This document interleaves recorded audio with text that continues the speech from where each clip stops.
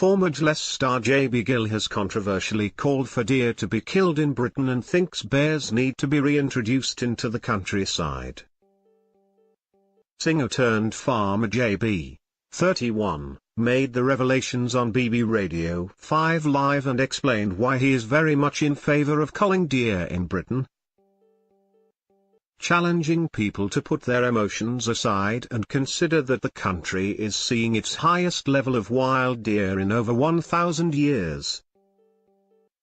Telling listeners there are over 1 million deer in Britain, JB explained, "I think there's definitely something to be done in terms of the protection of our countryside.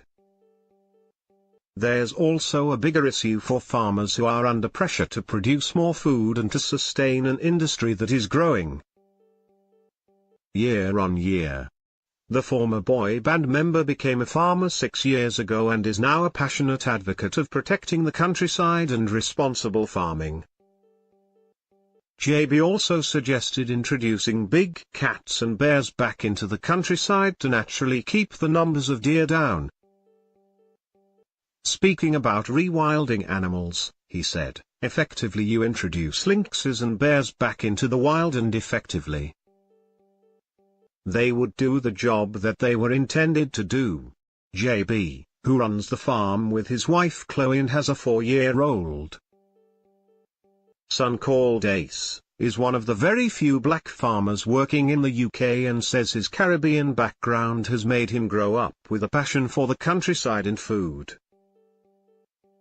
Speaking as he co-hosted on Afternoon Edition on BBC Radio 5, he said, "I could probably count the number of black farmers that I know or have seen, or farmers from ethnic minorities that I know or have seen. I don't come from a farming background. For me it's always been a passion about my food and acknowledging a connection with the countryside. I come from a Caribbean family and whenever I go back there I always know where I can get certain food items from."